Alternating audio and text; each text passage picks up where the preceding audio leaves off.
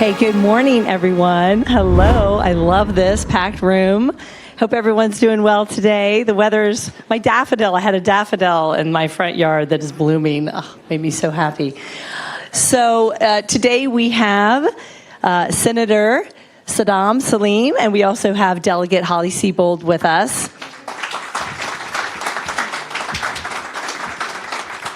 I also want to introduce some people here. We have Supervisor Walter Alcorn with us. We have some town council members. We have Ray Brill, Roy Baldwin, Chuck Anderson, Jessica Ramakis, Sandra Allen, and Howard Springsteen. I know, good showing. All right. So there's a huge elephant in the room, right? You saw from one of our council members and his shirt. So what we thought we would do, because I know there's some people that are itching to talk about that, is we'll spend, say, the first 5 minutes or so talking about the casino. Any questions you all have, this is definitely a hot topic, and I totally understand that. And then they have a presentation for you, and they'll go through the presentation. And the presentation may answer some of the questions you came here today for, but if not, and you have other questions, of course, afterwards, I know they are happy to answer your questions after that. So let's start, and I will go to you, and you can raise your hand if you have a question or a comment about the legislation about the casino. Yes. Good morning. I'm Andy Pavord. I actually live in Providence, but I'm concerned about the casinos. I'm specifically concerned about the JLARC study that's going to come. And I read the 2019 study, and it only shows gross revenue, and it doesn't show the full economic picture. For example, it doesn't show substitution effects that the Federal Reserve and other studies show that the net revenue for Fairfax County will be negative if we embrace casinos. It doesn't show that. It doesn't show the impact of declining property values. The National Association of Realtors says that property values can go from between 2 and 10% down, so who wants to give up 2% of their property values for a casino? And the third thing it doesn't show is the social costs. For example, suicide goes up and things like that, substance abuse and all that.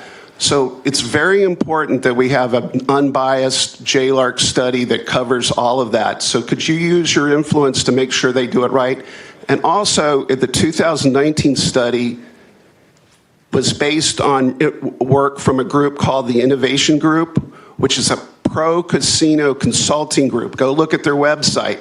And can we make sure that the JLARC does not use pro-casino consulting groups to do the study? And also make sure they don't use data from the Gaming Association, which the 2019 study did. So we really need, the next stage in the fight is to make sure we have unbiased data. And right now we won't get that if they do the standard thing. So.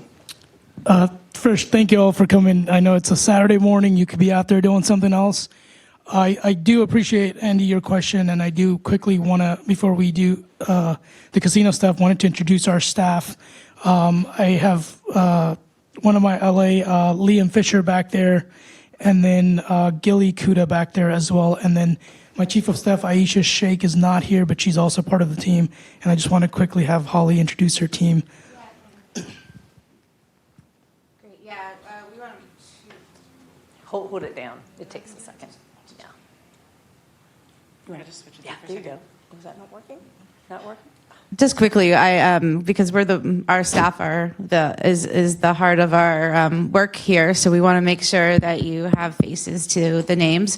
In the back is Dante Aralahali, is my chief of staff, and Christine Griependrag has been doing. Many of you have been emailing, so you probably have met her. She's doing our constituent services. So all those emails that you're sending about the casino and whatnot, she gets and relays all that information to me. So Chrissy will actually actually be coming on board as my full-time chief of staff after Dante leaves in mid-March to do fun, young things around the world. So again, I'm happy to have both of them working for me, and let us know if you ever need anything. But we'll get right into the casino conversation.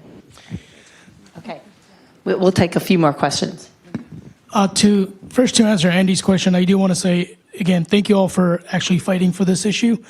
When it comes to the casino itself, I was not aware, they will talk about the fact that we talk to every elected official or whoever may get elected.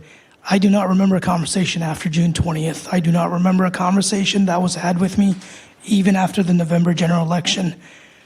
Only time I found out about the casino itself was during session, and the fact that as soon as it dropped, and again, this is not to call out any of our colleagues or anything, a lot of us were not aware that the language was dropped. But regardless of all that, I continue to oppose the casino. And Andy, you are right. The studies that are being done are done by the folks that are pro-casino, that are going to be pushing for all this. That's where we as lawmakers get the opportunity to write to JLARC to make sure it is a true study. They will not talk about the fact that they're going to go back and say, oh, the MGM is making millions of dollars. That's a Maryland issue, and the MGM is in an island on its own. It's not in a neighborhood. It's not in a place where, you have dealerships, you have KPMG, you have Deloitte, you have Grant Thornton, and you have RSI, the big four accounting firms within Tyson's, and you want a casino right next to them where federal contractors are going to be coming here working, along with the fact that our silver line gets used.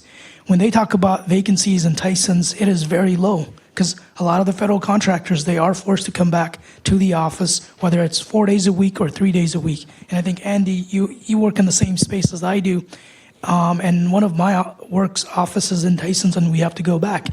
So I think, having said all that, along with the fact that there is a mosque within a mile away from where the potential casino is going to be, you're going to see a lot of backlash from the community and the folks that are truly impacted by this. And those are real reasons why I was against it, because at the end of the day, I got elected by folks in the community who really care about passionate issues, and I'm going to stick with the same folks that really care about this. And when it really comes to substance abuse, when it really comes to, they're going to talk about the increase of crime and the fact that Tyson's, even with more than 4 lanes right now on Route 7, just that portion of Tyson's, on a Sunday afternoon, I want every one of you to drive through it and tell me it's not congested. It 100% is, and they have to be able to put all that into the study. And Petersburg asked for a casino. Other jurisdictions ask for a casino.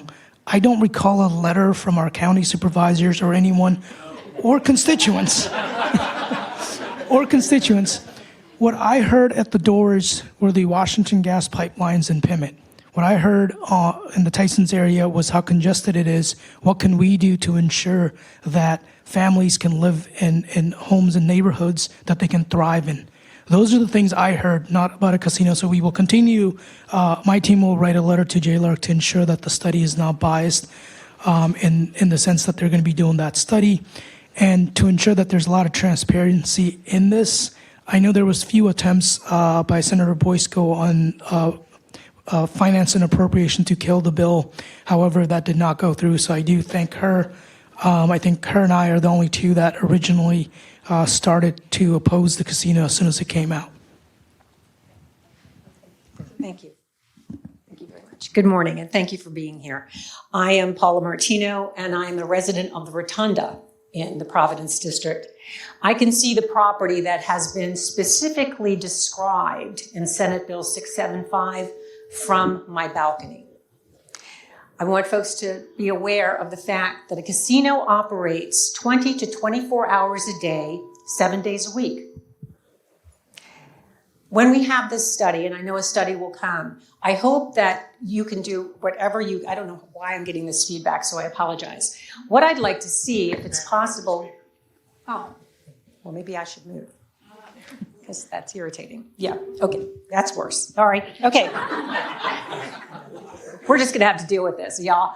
I I would like to see an objective, comprehensive study done by JLARC, one where the consultant that is hired is completely objective.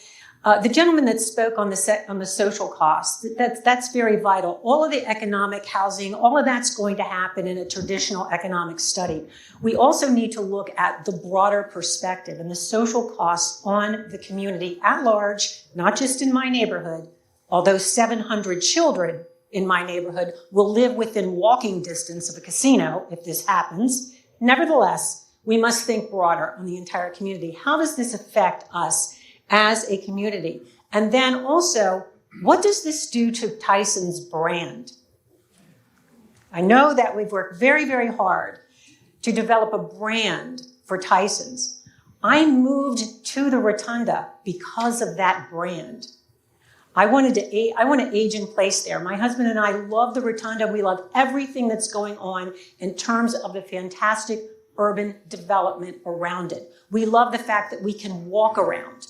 We love the fact we can hop on the Silver Line and go downtown to the Kennedy Center or to Nats Park. Love that. That's why we're there. We didn't move. If we wanted to move to Vegas, we actually could. So I think also talking about how this affects Tyson's brand, because that's what's sold to those Fortune 500 companies, Senator. That's what's sold. And does a KPMG actually want to decide to relocate here? Would they decide to relocate here if they were relocating next to an MGM, not to disparage MGM, but a casino, Bellagio too, et cetera. So I think it's vital that this next study be more comprehensive and completely objective.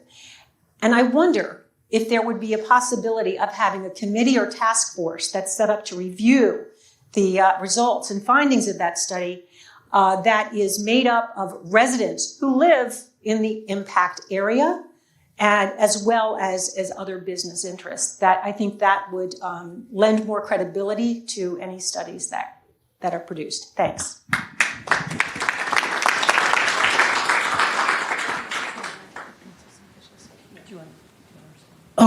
Definitely, I do agree with everything you said. And I think when it comes to the JLARC study, I know a lot of the bills that I carry also got turned into JLARC study. So we will be writing a lot of letters to them.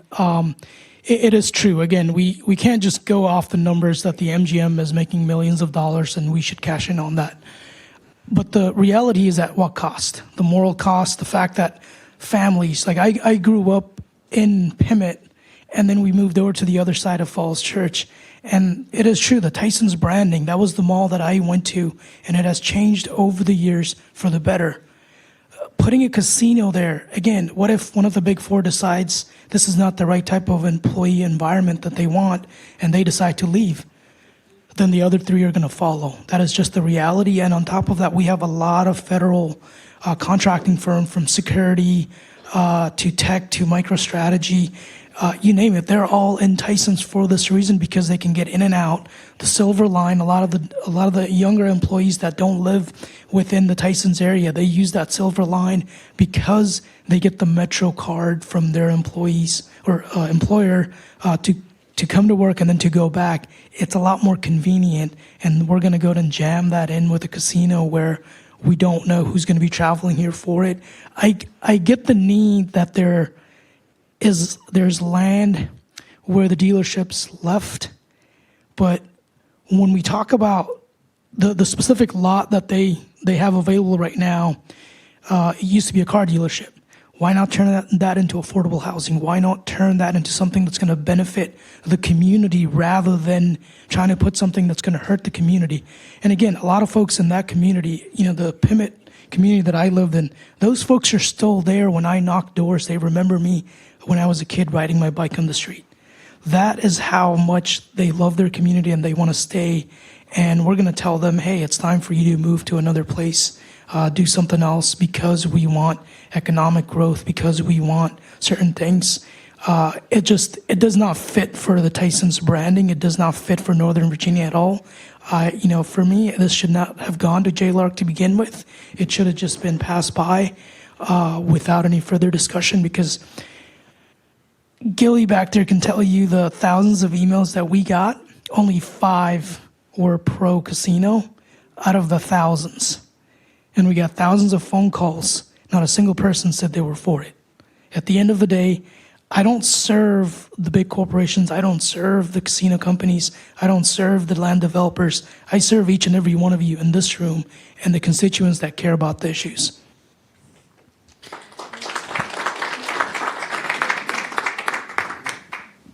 I'm sorry. Okay. We didn't have a house cognate, so I wasn't necessarily following where the casino ended in the Senate. I know it ended, and I thought it was over, but sending it to JLARC doesn't necessarily mean, though, that it's going to continue. So I just want to put your minds at ease. We send everything to JLARC, if it makes you feel any better. Anything that needs a study goes there. I've heard, listen, I didn't receive any email as well that supported this. You got 5, I got 0. And so I just think that, it's up in the air, and they could be moving this casino to anywhere next week. I mean, when we were here, before we went down to session, I heard it was in Reston, and then all of a sudden it popped up as in Tyson's, and next week the concept could pop up in Loudoun. So there is nothing that is set in stone. They're going to send it to JLARC, and as I said, we don't even have a house cognate, and I think only Senator Marsden is one of a few people that are supporting it, because it died unanimously, as if I followed along. So we'll keep our eye on it, but I'm feeling good that it's over. I mean, that's my opinion, at least. But maybe Walter has a different opinion. It just for clarification, it went through multiple committees where it came out a close vote every single time. And then I think on the JLARC study, it wasn't, majority of them were for the study. So I think there was a lot of push from, I know, the supervisors and then the town of Vienna. When you all went down there, you brought the whole council, other folks went down there. That pushed that needle to the legislatures, indicating that we do not want a casino. Yeah, just if I could take just a minute. Thank you very much for your comments and what you'd said. Land use is something at the county level. We spent a lot of time, and some of the things you brought up were land use related. I completely agree. The car dealership actually has a very, very extensive development already approved on that property. So it's not like it's going to be an abandoned dealership or nothing. There's a lot of misinformation, I think, out there. The Tyson's comprehensive plan has been in effect for almost 14 years now. And it really does chart a long-term, ambitious development, mixed-use development, and really a place where not just residents like you all would want to live, but also Fortune 500 companies, accounting companies. And thank you very much for mentioning the substitution costs, because I'm not sure those companies are going to want to co-locate next to a casino. And the last thing is, thank you also for bringing up the branding. Fairfax County government, we put millions of dollars into the Tyson's partnership, now the Tyson's Community Alliance. Much of that money was spent on developing the Tyson's brand regionally and nationally and globally. This really threatens that. That investment is at risk with at least the location of a casino there. So, and then finally, thank you all for everybody who was in Richmond, who showed up at some of these hearings. I see several familiar faces here from that. And thank you, Mayor, for your leadership on this too. Okay, thank you, Supervisor. Okay, so I think they have a presentation for you, and afterwards we'll definitely allow more questions. We're here for 2 hours, but we wanted to make sure we covered the casino conversation first. So we'll get through the presentation, and then any time we have the end, you all are welcome to ask us some questions. So thank you. Well, thank you again. We'll get you started, and I'll go ahead and get it started. The overview of session is that we convened on January 10th. It is the long session where we do have the budget that the governor is has sent. The Senate appropriations and House will convene, and they're going to try to get an updated version by February 18th. And of course, crossover happens on the 13th. And that is something I know Delegate Seibold has experienced. I have not. That's when all the bills that are passed in the Senate will go over to the House, and the House bills will come over. And as you can see, the House has about 1,500, a little bit closer to 1,600 House bills, whereas the Senate has closer to 737 Senate bills. And we're going to be busy when it comes over from the House because they have killed about 100 of those bills. And we have only killed maybe 100 of ours as well. And of course, the biannual budget is going to be the key after crossover as well, given that a lot of the bills that are passed in the Senate and in the House, they had a lot of fiscal impacts that do need to be addressed, and that's what Senator Louise Lucas and Luke Torian on the House side and other members are working on. So there's going to be a lot of conversations. Now that we did our work on our own, we're going to be talking a lot with the House, and they're going to be doing the same thing. And I will go over this, and then I'll let Holly talk about the House side as well. Here's the overview of the 2024 General Assembly: is that a lot of new faces, 34 members and new members in the Senate. I'm sorry, in the House of Delegates, and then 17 new members in the Senate. And we are a divided government right now, where the Senate has a majority, the House has a majority. However, the governor is a Republican with a veto power that even if the House, both chambers get what they need or pass what they can, there's a higher chance that the governor's going to veto it, given he's got other ambitions with the issues that we're going to be talking about later on. And as you can see, it is not a super majority. It is slim, 51 on the Democratic side in the House chamber, and then 21 on our end.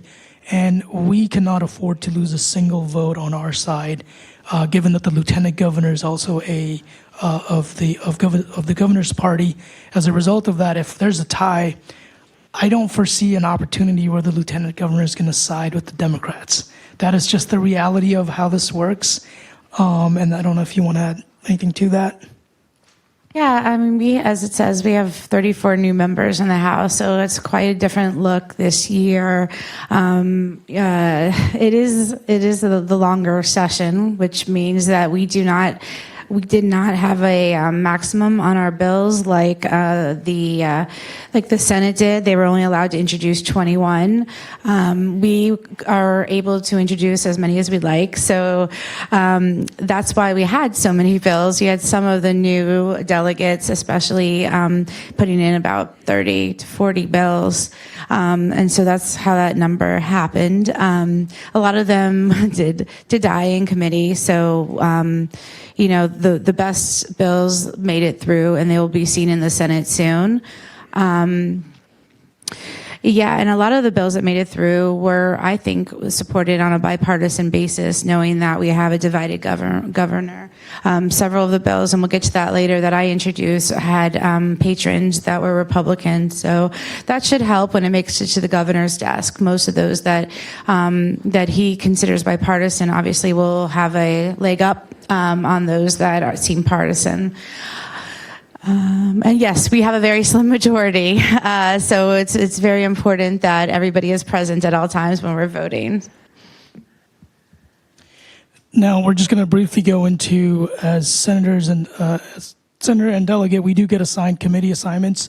So I do sit on agriculture, conservation, and natural resources, where majority of the focus is clean water. We don't think about agriculture in Northern Virginia. We think about, when you hear that committee, you're just dealing with farmlands and all the other stuff. This deals with a broad topic, whether it's natural resources or just the water quality that you all drink, to the reservoirs, along with a lot of the solar issues that come up. Sometimes they'll be referred to agriculture. And then the fun one is courts of justice, which we still have another meeting this upcoming Monday, because that's the one with the most number of bills, right next to appropriations and finance. And I will say, for the first time in courts of justice, we appointed, Fairfax County has appointed their first black judge on the general courts since 1998. And for the first time ever in the Commonwealth history, we put a Arab American and Muslim judge in the Commonwealth history. And the reason I mentioned those two is that the delegation looks so different compared to 4 years ago or 2 years ago that we are taking inputs of the community. We are listening to folks that really want to change in a lot of the systems, and that's how we're going to be doing a lot of the change. We're going to make a lot of changes happen that way.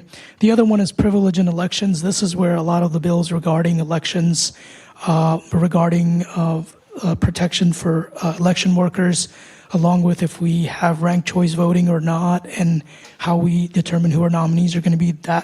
That's the committee that all goes to. Rehab and social services. That is one where when you look at mental health funding, when you look at services for that, it goes to that specific committee. I do sit on the ABC subcommittee where we deal with a lot of the licensing, a lot of the venues that want licensing, along with anything that has to do with alcohol and the ABC stores. That does come to that one. Okay, when we saw you in our pre-session town hall, we didn't have our committees yet. I was on the public safety committee last year, so this is one of my favorite committees. I serve on both the firearms committee subcommittee and the public safety subcommittee. So really interesting gun bills this session, and in public safety, that we focus really on bills about prisons and jails, and try to support our police.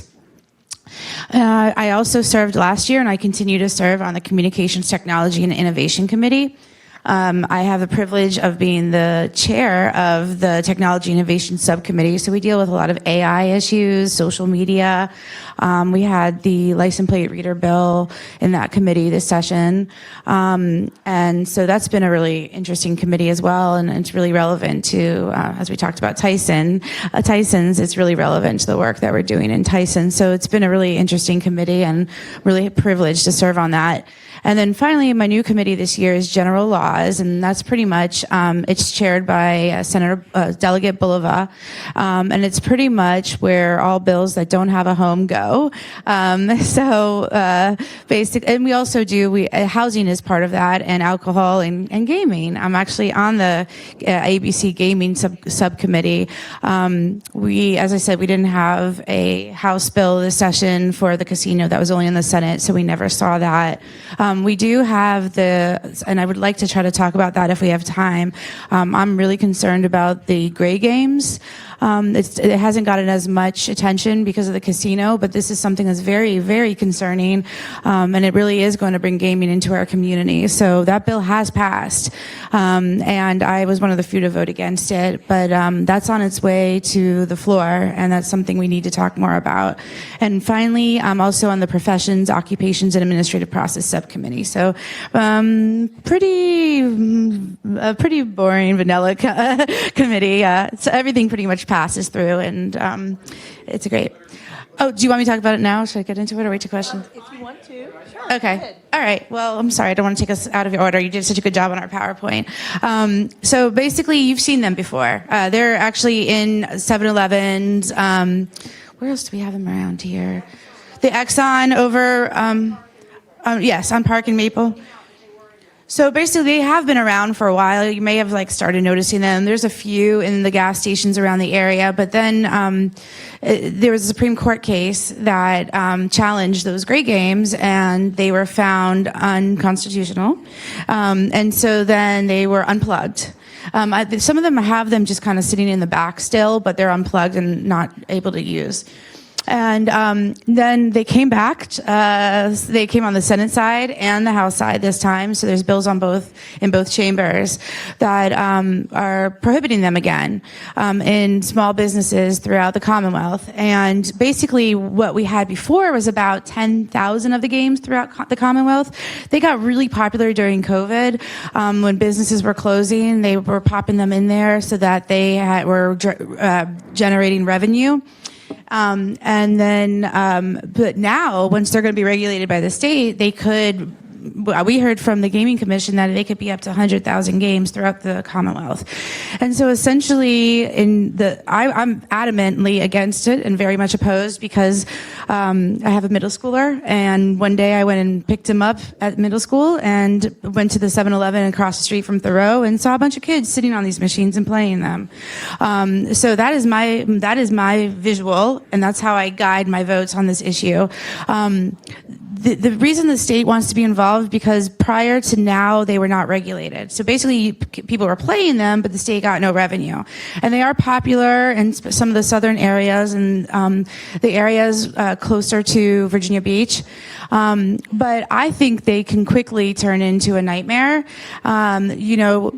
Basically what they're doing in some of the parts of some of the rural areas is if you can't rent a space. So let's say where Tuesday morning used to be, somebody could rent that space and put these gray games in that area. And that's the business. But they can also be placed in restaurants. They can be placed in convenience stores. There's no regulation as to where they go, but the state will make money from each machine. They will be taxed, and so now that's why that is why they are very much favored by the House and I don't know what they look like in the Senate. Yep. So I can briefly talk about it in the Senate. I do believe we last heard it yesterday in finance to see where that goes. Majority of the issue with it is that it was never regulated, so store owners could put in 1 to 5 to 10 with capacity that they do have space. It was something that I don't think the state anticipated looking at when they gave that authority. And the reason it's a gray game is that it's not a casino and it's not the lottery. It's somewhere in between. That's why they're called the gray games, but they preferred it to be skills game. There was a lot of tech issue, a lot of the issues regarding identification verification, along with who can play then who couldn't. So a lot of those are left out in the original way this was put in. That is what the General Assembly is looking at right now, at least on the Senate side, to see how do they close a lot of those loopholes so that you don't have a tiny store with essentially mini casinos in this case. And again, a lot of this is being looked at from different, it went through on our end to finance, to general law, and then subcommittee on gaming, and then went back. And I think there was a possibility it was going to go to courts for all the fines and the legal portion, but it never did. And then it went back to finance. So this is something that the state is looking at it carefully. Even the governor's office is involved, along with our general attorney as well.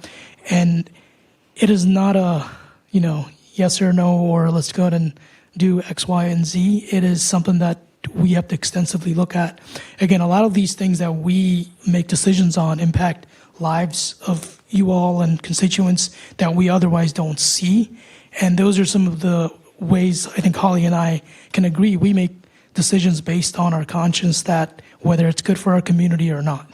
And I think that's how what we will be doing. And of course, the state has a long way to go with all this. And I think, during COVID, they gave small business owners, gas stations, 7-Elevens, and other places a revenue source, and then they took it away. So I think the store owners are out there also trying to fight for, they want this back at their store. They want to be able to pay taxes. But at the same time, I want you all to look at that issue, and I'm being honest about this. Send us what you feel about that issue, because we haven't gotten a lot of feedback from our constituents, and I'm just being honest about that. Unless, I see a swarm of, you all care about it just like you did with the casino. There are multiple issues, and we have a slide for that's happening at the General Assembly where, you represented us to make the decisions on your behalf, but I need you all to tell us a little bit more that you agree or disagree on some of those issues. Yeah, so just follow along. The one in the House has been, the reason why I did get a lot of support was because they did provide a substitute, and there are a lot of regulations on the substitute, particularly about underage users, trying to prevent them from using it. They increase the tax revenue. It is the best it's going to be at this point right now. So I was about to check the bill number. Maybe can you all check? What is it? 212. Good job. Okay. So on the House end, it's Delegate Hayes carrying it, and it's HB 212, and it's on the floor for a vote on Monday, so you can follow along. But read the substitute. As I said, it's the best it's going to be as far as regulations go and protections. But there is the Senate version of it, which is Senator Rouse, and at some point they're going to have to come together and come up with a compromise. I wanted to put that on your radar anyways, so that you're paying attention to that and making sure that the legislators know how you feel. Question? I don't think that's the right House number. That's the Senate number. Oh, sorry. So the Senate is SB 212? Okay. All right. So, do you... Go ahead. I'll let you know the House when they find it. Just a real quick question. Is there any ability to... I got the visual of you're going into this store with these kids around there, and believe me, I think you're right. This is going to be a kid trap. Yeah. I mean, for the junior highs and up. Is there any ability to sort of limit, like they do liquor stores and other kind of stores, so many feet or miles or however away from a school? So I think there was a discussion in one of the amendments to talk about that it couldn't be within a certain distance of a school. However, we are so dense when it comes to our schools, 7-Elevens and gas stations, whatever it may be, that when they, I don't know where that amendment lies right now, but when they put that in, a lot of the stores around here would not be able to have that, given there's a high school every couple of miles away. So again, that's something that I need you all to write, because the subcommittees and the full committees determine these things, and I don't sit on gaming at all to do the details of that. I get a vote when it comes to the floor, and that's where we want you to be active on that as well. I hear you. I had a vaping bill, and we're way out of order as well, but that was my bill, was to keep it 1,000 feet away from schools. And it's hard to do because a lot of these convenience stores are not happy when you, and actually this is probably, I see Walter shaking his head because this is really a zoning issue. And I think I think we would have better luck, like if there was a skill game store, we could probably keep that away. But the issue is when they're inside of restaurants and convenience stores and grocery stores, because then you're changing a lot of the zoning laws. And it's not easy to change zoning laws, and I see Linda also shaking her head, because these are people, it's a local issue, and zoning it's a challenge. And I was disappointed when my vape bill died, because I think it's important to keep this away from kids, but it's zoning. Did you find the HB 590 is a House version, so write that down and follow that along as well. Yes. I'm sorry to hear the vape bill died. Mm-hmm. Now, when we legalize marijuana, will you take the same kind of steps to keep them away from children? When I was driving over here past a gas station with big, colorful signs pushing all their vape products, and when it is legalized, it should be sold through the ABC stores, and we don't want to unleash the full marketing might of Madison Avenue to be pushing dangerous products, on our population. So please, when you get around to it, make sure that we sell marijuana through the ABC stores, and avoid what we see happening with vapes. Thank you. Definitely, we'll keep that. We'll go into the priority. Okay, go ahead. In the interest of time, we'll just go through it and then take questions at the end. We did want to bring your attention to the governor introduces the budget. When the governor introduced it, there was an anticipation that there's going to be a short recession, which we have not seen yet.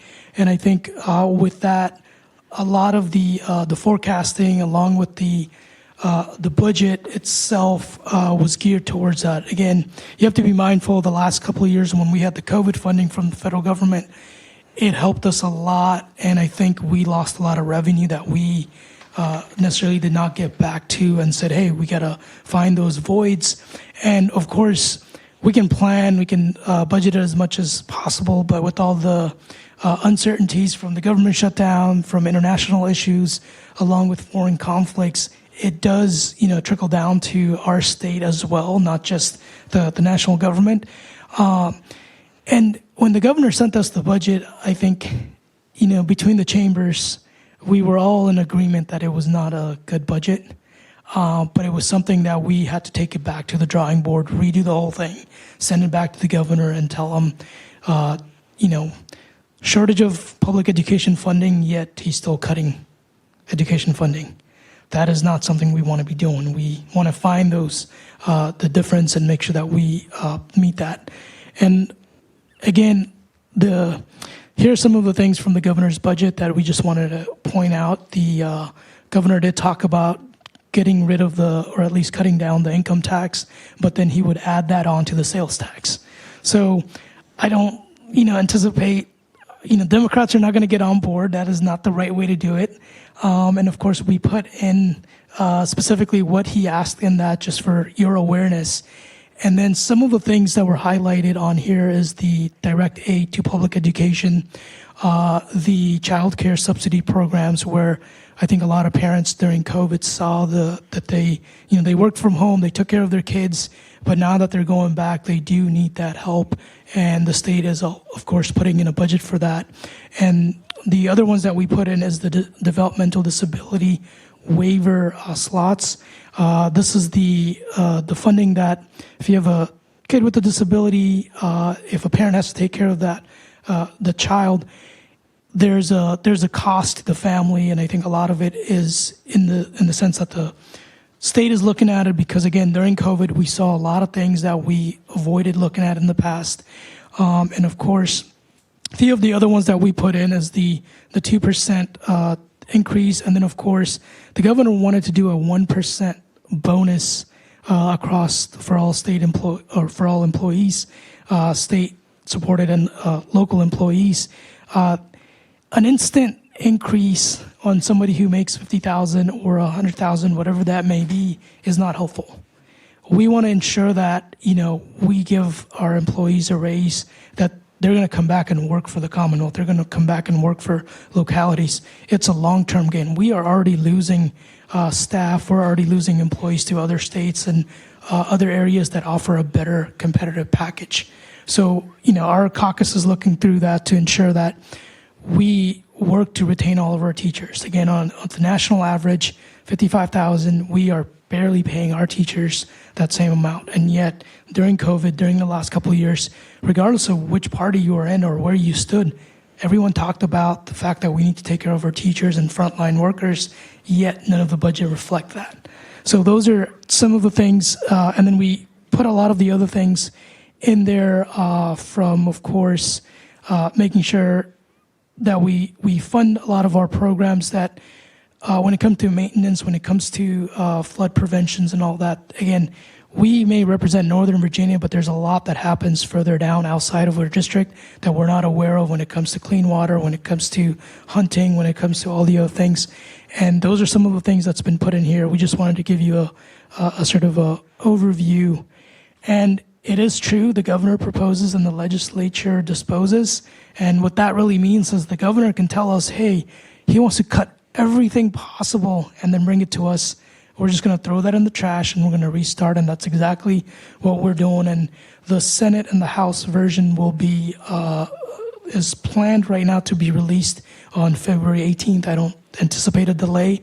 I know Senate Appropriations and Finance Chair Louise Lucas has already started. There has been, I want to say, thousands of budget amendments from the governor's budget. I personally have put in over 30, and a lot of mine included making sure that we fund the EV credit, making sure when it comes to the metro funding, Senator Marsden and I are working together to ensure that we meet the agreement that we had with DC and Maryland. So we asked for $60 million this year, this upcoming year, and then 65 the following year to make sure that we get to that 125 million. That's our portion of the pot that goes in, along with another budget amendment to ensure that metro budget can only be increased by a certain percentage. That's what the Tim Hugo line that was put in when we originally passed the WMATA deal. we asked that to be lifted so that the Metro could redo their budget in a way that makes sense for them, and then we're going to put the cap back on in 2 years. So those are the two main budget amendments that I worked with Senator Marsden to put in, so that we have more than one person in Northern Virginia that are going to be fighting for the Metro budget. And on top of this is that we'll talk about the arena that's coming up. Metro's already at a shortfall. They cannot sustain. They have to continue to ask us for funding, and we want to make sure we get to a point where we have reserve funding. And Senator Eben did put a study in for that, so we can look at the revenue sources Metro's getting, along with what are the ways that the Commonwealth can better service those budget needs along with the funding, so that Metro doesn't have to come to us every 2 to 4 years and say, we're running out of money, we need more money. So again, that's an important part of the budget as well that we don't necessarily talk about, but it is important to our economic development. I have about 5 Metro stations in my district, and every other senator, if you go towards Arlington, they have a lot more. And the other issue is that we continue to have toll roads across the Commonwealth that are taking away from public transportation, allowing folks to take an easier way out, that they're not using the Metro as much. And of course, when we get to the arena topic later on, that plays a significant role in the Metro funding, that they're going to have to redo their budget all over again. But if they have the cap at 3%, they can't increase it more than that, knowing that they need it. And that's where I can actually go into some of the big issues for 2024. Tax policies, I think you saw the governor wanted to update that, and we have not had a change in our tax policies for decades. The caucus is also looking at that and seeing where we can meet the governor in the middle and where we can make those compromises. There's a chance that does not happen this year. We add that as next year. And then I think we all know about, from the JLARC study, we saw the funding of public education. So that has been a big priority. And of course, childhood educational funding, paid family and medical leave, those have been sort of tied together. The prescription drug affordability, there's a bill in the Senate, there's a bill in the House to ensure that drugs are affordable when it comes to Medicaid, when it comes to seniors. Along with just across the board, we are looking at whether we buy it in bulk or we price it at certain percentage when it comes to prescription drugs. Affordable housing, that is one where, I'm going to be honest, everyone talks about it. You get to Richmond, it is not talked about until you pick a fight and you want to do something about it, then everyone talks about it. But that has been a key, and the reason for affordable housing is that we are losing, as much as we are growing, we are losing Virginians to other states where affordability is better. We're losing folks from Northern Virginia where population is declining. Of course, there's more people giving birth, but that doesn't discount the fact that you have adults, you have seniors who are leaving the area that they called home for the last 40, 50 years. So that's been something that we're focusing on. Minimum wage, that was Senate Bill 1 right before the assault weapons ban. When we put the minimum wage increase, it was sort of done in a staggered way and with an enactment clause that the General Assembly would come back. And once it goes up, they have to do another bill, and that is where that is at. And we're trying to make sure that 1350 happens, and then 15 happens, and so on. And the big one is gun safety. Gun violence prevention has been one of the biggest one. I think there's over 100 gun violence prevention bills that were introduced this year. I know I did about 7 with rolling some of mine into other folks' gun violence prevention bills. Again, the key here is we not only heard from constituents, we heard from Moms Demand Action, we heard from Brady, we heard from every gun violence prevention group that we continue to say we're going to do things, and we do it, but it's not enough. So, I teamed up with other senators, and there's a gun violence prevention caucus with the House members and the Senate members that we get together at least once a month to talk about all the bills, where they're at, to ensure that this isn't something we want to get to a point we don't have to campaign on this. We actually get things on the books. And that is what's happening. These are the 2024 big issues. And then I can go over the other one real quick, and then we can sort of have a conversation and a discussion as well.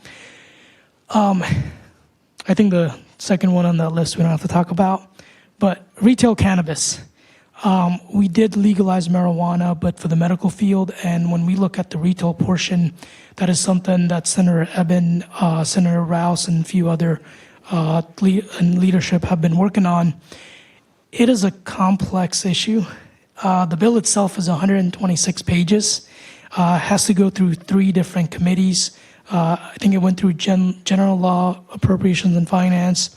It came to courts, but it did not come to courts just to talk about the cannabis portion, but the crime portion. So that's where we did have the extensive conversation. I think somebody asked the question earlier about the type of crime this would be put in place. The 2 versions of the bill, one had it had to go through the ABC. The other one had it where there had to be an equity portion. They got all merged into one. And again, the big delay has been we don't want big cannabis in about 10 years. If we do it the wrong way, where we would prefer small businesses, we would prefer ABC to deal with the distribution, the cultivation to the regulation part of this. And then I'm going to skip the second one, sports and entertainment complex in Alexandria. I will say, when they introduced that, I did not hear it was going to be a casino. Because the casino people told me that Tyson's was going to be an entertainment district. And I told them, Alexandria is an entertainment district. No one said it was going to be a casino. So they dropped that argument immediately. The arena that's happening in Alexandria, that, again, another complex deal that the governor, Monumental, and a couple of the private land developers have worked out prior to us getting to session, and sort of gave us briefings throughout the last month or so. And yes, a Senate Majority Leader did introduce the bill. There is a revision that's coming out with details on how the Commonwealth is protected. There isn't any money that the Commonwealth has to put up front in any capacity unless the creditors, Monumental, and the other folks, they default. That's when it comes back to us. It is still being worked on, and I, again, ask for your opinions on this as well, and make sure that you voice your concerns, because it does impact localities. It does impact the city of Alexandria, the people that actually live there. They have a lot of historical streets that will be impacted, and there's going to be an environmental impact to this as well. We've been briefed on the fact that there's going to be 2,500 parking in the garage itself. If they're going to do an arena, I think it's going to host more than 2,500 people, but you have limited parking, and they want you to use Metro for this, where Metro's already in the hole right now when it comes to funding. That Metro has to redo their budget all over just for this. Because of the governor wants to leave a legacy, as the arena was his thing. He brought 2 sporting teams from DC to Virginia as his legacy. It has gotten him to slow down on the aggressiveness that he doesn't want to fund Metro, that it is, Fairfax County's issue, it is the localities that have to figure out. He did ease on that a little bit. We did have extensive conversation with him about that, so we can, after the slide, we can definitely answer more questions on the arena. Data centers is another big one, so I think you can really see right now development in Tyson's in the city of Alexandria, data center in Prince William County and Manassas area, another big fight. Environmental issues is a big one, along with the fact that these aren't just tiny little buildings, these are massive. So I know the delegates in the Senator Rome and Senator Jennifer Carroll Foy and a few other ones that represent that area have voiced their concerns.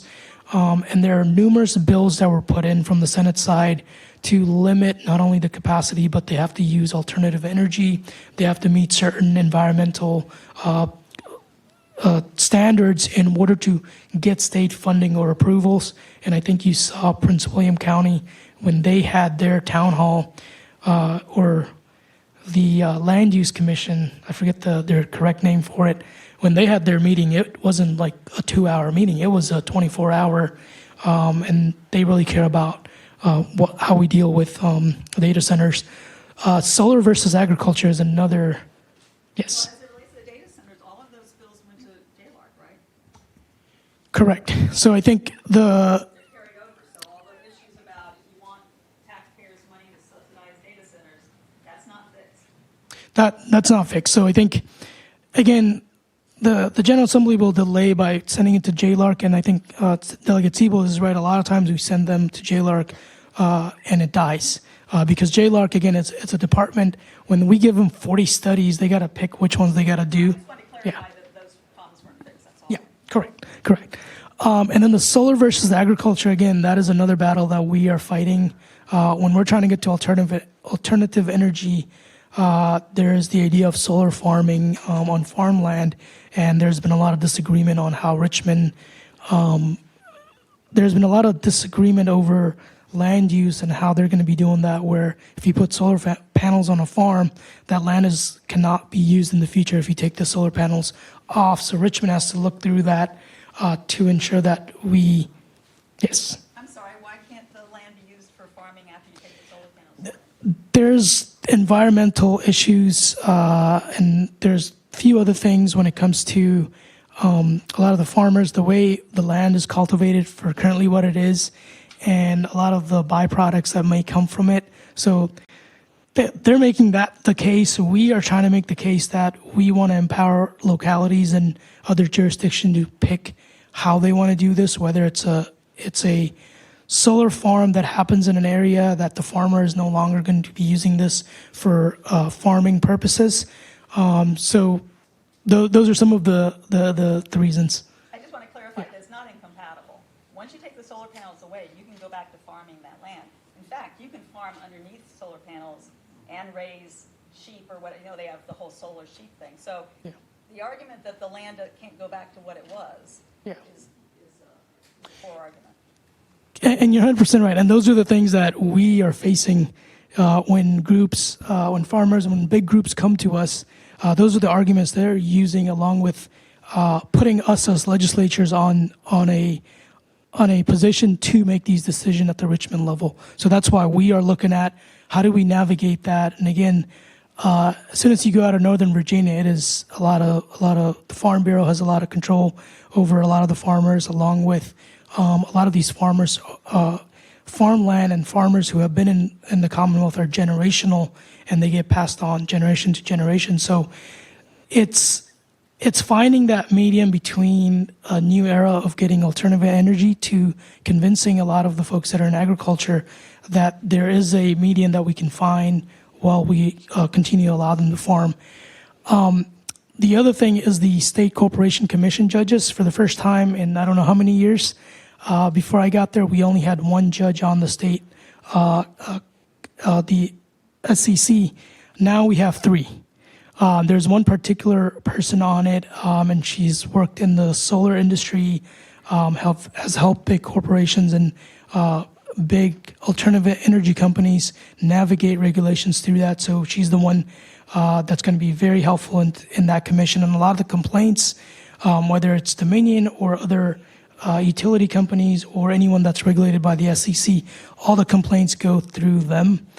And now that we have a full board, the decision is going to be a lot easier, a lot more comprehensive than ever before. Constitutional amendments, reproductive choice and same-sex marriage, we did put those in, but we're going to be rolling those into 2025, given the way the constitutional amendments are done. And I think that covers all of the big issues, unless you want to add anything. With that, I will get into some of the bills. I think, Andy, did you have a question? I just had a concern because there's two issues that aren't mentioned there. Addiction. Like, addiction is a real issue. My family's dealt with that, and we had to send our kid out of state because for rehab, because Virginia is really bad on that. And is there anything on it, going on to support people in recovery. I know there's barriers laws, Medicaid reimbursements, but it just seems that should be a priority. And the second thing is, I don't see anything about campaign finance reform. The reason we're having to deal with the casino issue, with data issues, is because big corporations can drop lots of money. And so I'm just wondering if those two issues are being addressed. So they're not on the slideshow itself, but they are being addressed at the General Assembly. On the Senate side, we do have a lot of bills regarding mental health funding, along with rehab facilities that need to get funded. There are a lot of a big shortage of workers in that field. So we are lifting some of the restrictions. We recently, I think last week, had a hearing on a bill by Senator Bagby about allowing somebody who has a prior on their record 5-6 years back, but they have gotten all the licenses, they have gotten everything to work in facilities that are going to help other folks. But once that background comes in, they're automatically off that list. So we're lifting some of that because there's a huge shortage of employees and it's not competitive anymore in the Commonwealth. So we're ensuring that less restricted with somebody who has the license, who has everything to help other folks. And then, of course, we're also funding. And then I can briefly speak on the campaign finance reform. We did have a lot of bills from Senator Boysko to Senator Rome to a few of the other senators that brought in personal use of campaign finance or campaign funds, along with where campaign funds could be coming from, the restrictions of that. And I think David Bulova has a bill to limit contributions. So again, we are still going to be fighting for those and we'll still push those through. I know Big Money was out there last week because we heard most of the campaign finance reform bills last week, unless you have anything. Yeah, I mean, the governor has prioritized mental health and substance use disorder. So I know there is money in the budget to prioritize that. And I think that's something that all of us agree on a bipartisan basis needs to be addressed. There are several pieces of legislation that will address that issue. Also, I mean, I feel like this year we've done more with campaign finance reform than in a long time. Delegate Simon has a bill that just went through that limits the use of personal use of campaign funds. And as you mentioned, I believe Bulova has something that limits donations in general. So again, feeling optimistic in both those areas because it seems to be the first time in a long time that we've addressed it. And then I'll just quickly go over some of my bill highlights. A lot of the bills that I introduced, they have to do with gun violence prevention, the environment, and of course, making sure that we get funded.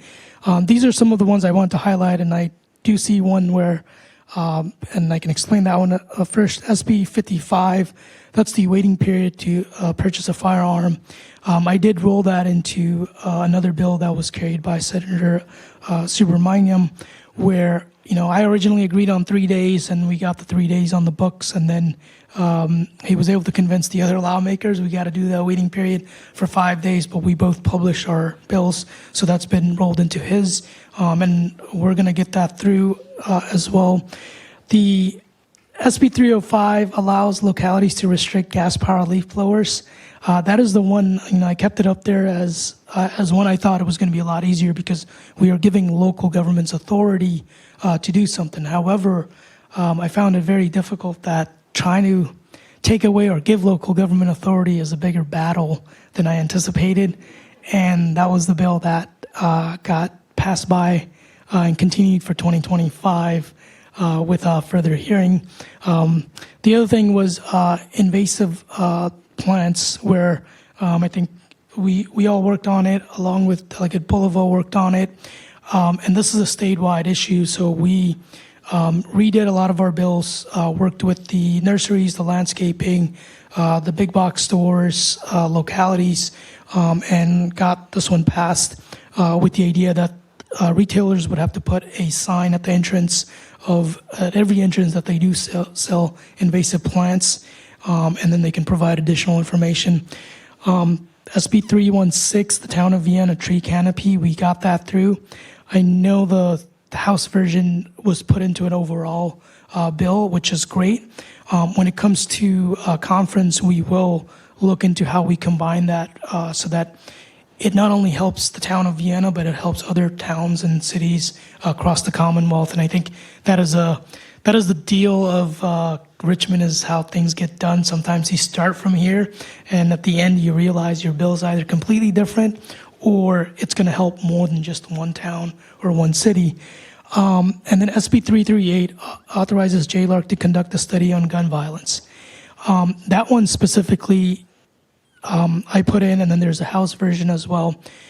And it studies the economic, the mental impact, and the social impact on communities on someone who's either been impacted by gun violence, or if there's been a lot of gun violence in a community, how does that impact our businesses? How does that impact the economy? And there's a lot of reasons why we need the study, but a big one is that a lot of my colleagues on the other side of the political party will stand up, talk about, we're going to lose businesses if we put in restrictions. People are going to move away and go to a state where it's less restrictive. The study will point all that out and indicate and make sure that those statements are false. That is the hope from that study. And of course, I talked about the Metro budget funding, but there is the tax credit for electric vehicle, where if we want to get to carbon neutral by 2035, by 2050, we have to start funding some of the programs and some of the laws that we put in on the books years ago. Yes, it looks great on the Washington Post. As a matter of fact, it looks great as a headliner that we passed a bill tackling environmental issues, but if we don't fund it, that's just a headline. It doesn't do anything. So those are some of the things, again, as somebody who has worked in budget compliance and regulations, I started looking at a lot of those to ensure that we do it right by what we passed. And then I'll let Delegate Seibold talk about some of her highlights. I'll start with the bottom ones because those are some of the bills that were requested by people in this community, and unfortunately they didn't end with such a great fate. HB 533, I also represent the Blake Lane families, and we're trying to address the issue of speed on Blake Lane, and particularly the accident that happened last year with those girls, the poor girls who were walking home from school. And so speed cameras have the best, have the data, the data shows that speed cameras are the best way to address speed. And so we worked very hard over the last few months to try to hone in on this piece of legislation, and it really was data driven. We work with VDOT, and VDOT keeps a registry of the most dangerous zones in all of Virginia. And so basically, this would give permission to localities to put speed cameras only in the most dangerous areas of Virginia, and those are like the red zones. You can access it. It's on VDOT's website. So we think it was a great bill. It also could only be placed in areas that were 45 miles per hour or less. So we really were targeting, this was not supposed to be a revenue stream for Fairfax County. It was really a way to deter people from going fast in areas that are outside of school zones, because right now you can put speed cameras in school zones. So it was really that area right outside school zones that are not fast enough to be a highway, but are not slow enough to qualify. Unfortunately, and there were 4 speed camera bills that were placed, were submitted by different delegates, and all of us suffered the same fate. They were tabled to 2025. It seems like there is a consensus that we are not ready yet for the technology, which is unfortunate because, we did, as I said, we did a lot of work on this. It was very intentional, and we spoke to a lot of companies who put the speed cameras in, and the data shows that yes, we do drive revenue let me go back to the revenue piece. The money that was going to, the money that we would have received as a result of the speed cameras was supposed to go just for operating the cameras, and then it goes into a pedestrian safety fund. So again, it was very targeted, but the revenue drops down anyways. The company showed us that within the first 6 months, yes, people speed in these areas, and yes, they do make money off of speeding, but then after 6 months, it dropped by 96% because people realize that there are cameras in this zone, and they need to slow down. And so we would also have required 2 signs before each camera, but I'm talking about it, but it's dead. So we're going to try again next year to get this back again. Question? Yes, Kat.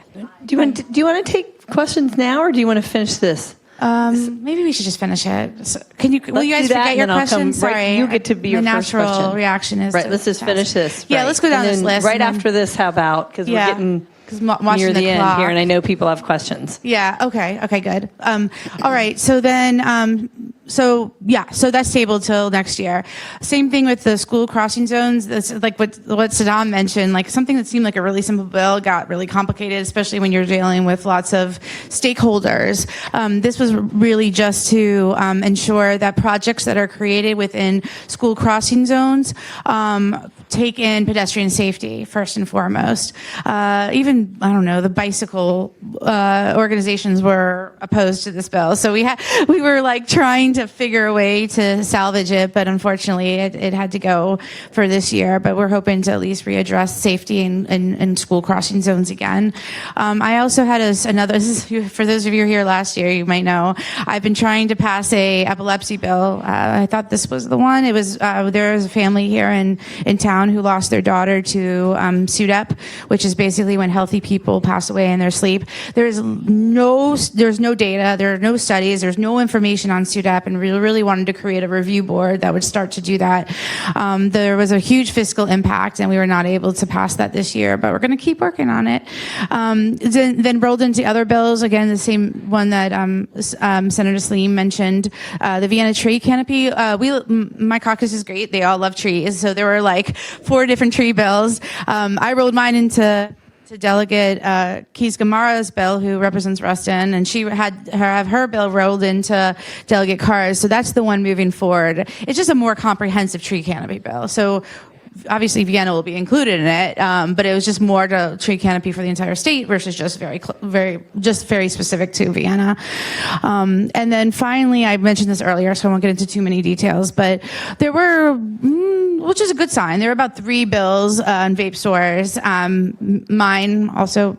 I'm also not the most senior in my caucus, so mine was rolled into the other ones.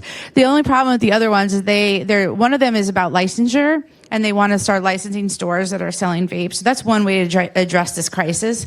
And the other one is Delegate Willett, and his actually requires that vapes, that there's a registry for vapes, which we don't have right now, and it's based on FDA information. So essentially, if a vape qualifies under FDA, then it would be on the registry. And what you're seeing, like a lot of these stores that we were talking about earlier with the neon signs and all that, they're not selling FDA-approved vapes.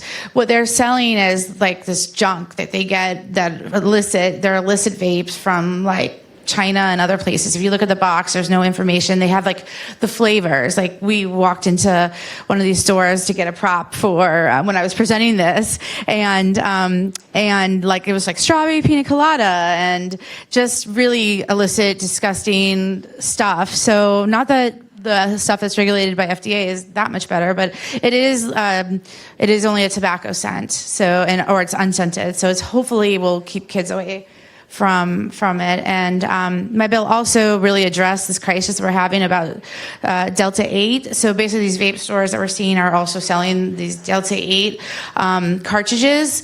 And so this goes back to the legalization of marijuana as well. They won't be allowed to sell that if the new marijuana laws take place. So that bill would have addressed and kept marketing and the location of stores away from children, but we'll see what happens. So there are some bills that are still alive, and And as I said, I'm not stopping anytime soon with making sure that we're keeping marketing and sales away from kids. Going back up to the top, and I'll just do this really quickly because I have a lot of criminal justice reform and prison reform bills. Our prison industry in Virginia is a $1.5 billion industry, and there's very little oversight. So I have several bills that will be changing some of what's happening in our prison system. For example, HB 159 is a bill that's going to limit the number of attacks that happen in our prisons from dogs. Believe it or not, Virginia is one of only a few states that still use attack dogs in prisons as a safety tool. But the amount of 92% of the bites in the entire country are happening right here in Virginia. I'd like to have banned it, but this was my compromise. It was a bipartisan bill that I worked out with the Republicans, knowing that we're in a divided government. So we agreed to put some measures in place that will limit the use of prison dogs. HB 161 is a safe harbor bill that goes back to the overdose epidemic that we're seeing right now. Basically, if you have an overdose as a common citizen, you can go and report that overdose, or somebody can report you are overdosing, and there is no penalty. You can't be charged for overdosing, and it saves lives. We want that in place, but that doesn't apply right now to the prisons. And there is a huge epidemic in our prisons with drugs, and it's actually been. The director, Dotson, actually admitted it's coming in through staff. So we want to put measures in place that will at least encourage people to report their overdose and have someone report their overdose so we can save their life. Because right now they're not going to report it because they fear being re-prosecuted or disciplinary action. So that bill has made it out of the House.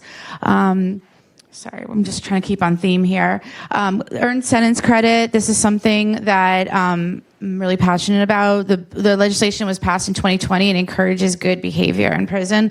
And unfortunately, people can stay in jails for about 5 years and not get any good behavior credit. And so this bill right here will ensure that the initial intent of the legislation is followed, so people are getting credit for good behavior prior to being incarcerated in prisons.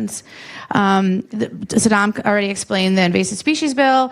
This one was, again, I looked through everything with the lens of being a mom and a parent and an educator. And so I found out that some of our industries, especially out in the Eastern Shore, poultry, were using children to address the staff shortage.